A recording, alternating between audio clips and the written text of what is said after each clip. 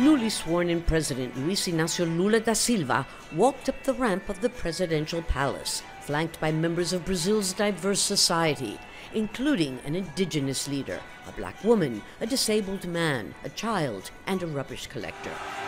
It was a symbolic gesture. They shared the task of bestowing Lula the presidential sash, in lieu of outgoing President Jair Bolsonaro, who refused to recognize his successor.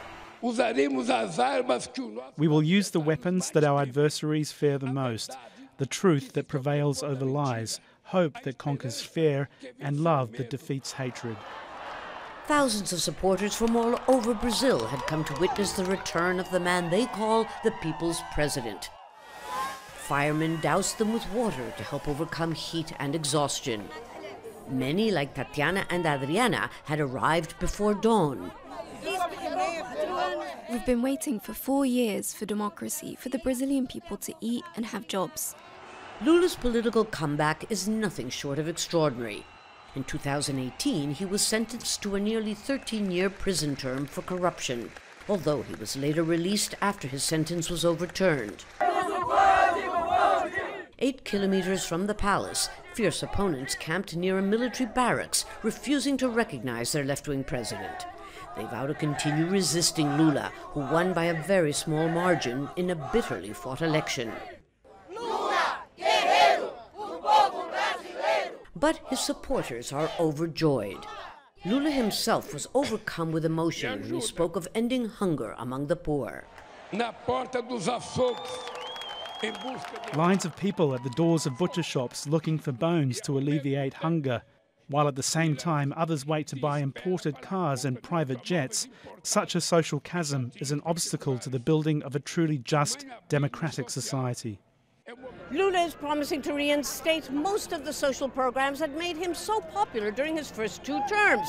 He has awoken tremendously high expectations amongst Brazilians, and that's always dangerous because there are expectations that he may not be able to meet.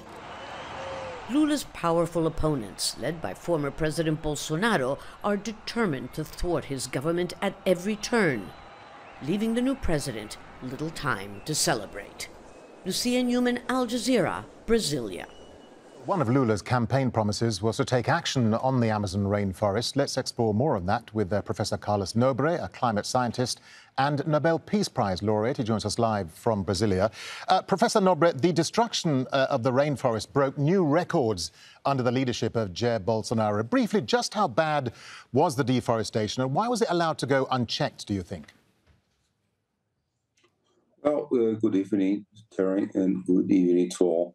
Well, President Bolsonaro, former President Bolsonaro, throughout his political career, he always defended a model of development which would see the indigenous people, the local communities, and the Amazon forests as enemies of economic development. He wants to get rid of the forest to replace by pastures, by mining. So he encouraged from day one of his government, 2019, increases in deforestation, all through illegality. So deforestation exploded, increased more than 75% in these 4 years, the last 4 years. Forest degradation, illegal mining, land grabbing, all those things, really, they were highest in the Amazon for a long time. So that's why I think, President Lula has the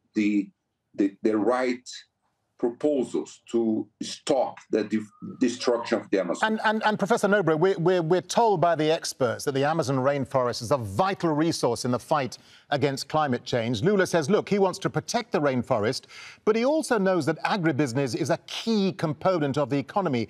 How can he balance these 2 conflicting issues, do you think?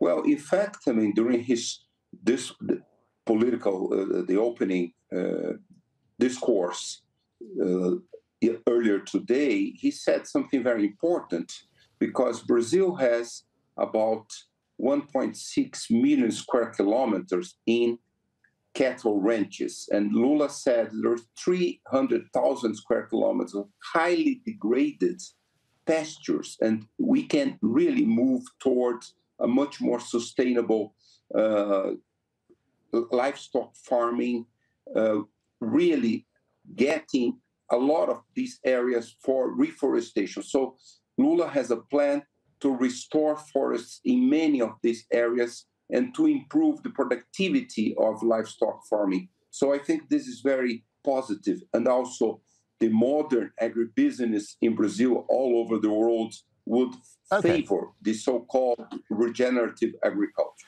Lula has already appointed well-known climate activist Marina Silva as his environment and climate minister. She's expected to reach Lula's zero deforestation target by the year 2030. How difficult, though, will it be to achieve this rather lofty goal? And is it even realistic, do you think?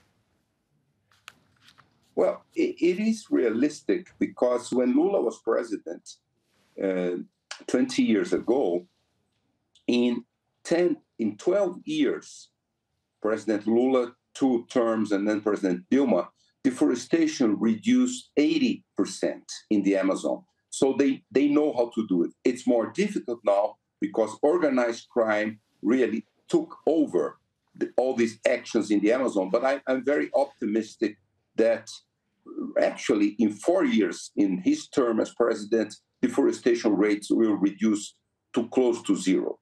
Let me get a final thought from you, Professor. I mean, many climate activists will breathe a sigh of relief now that Bolsonaro has gone. There was a real fear, wasn't there, that the rainforest as an ecosystem would have collapsed. What is the future for the Amazon rainforest, and will it ever recover from decades of destruction and mismanagement? Yes, absolutely. We all scientists relate to the Amazon, to climate. We are saying for many years the Amazon forest is very close to a tipping point of becoming a highly degraded, open canopy degraded ecosystems. So we have to get to zero deforestation, and then we have to start a large-scale forest restoration. During COP27, we launched Arts of Restoration, large-scale forest restoration. Lula is supporting these ideas, large-scale forest restoration, to avoid this tipping point. Professor Carlos Nobre, really good to get your thoughts and your analysis. Thank you very much indeed, sir, for talking to Al Jazeera. Thank you. Thank you.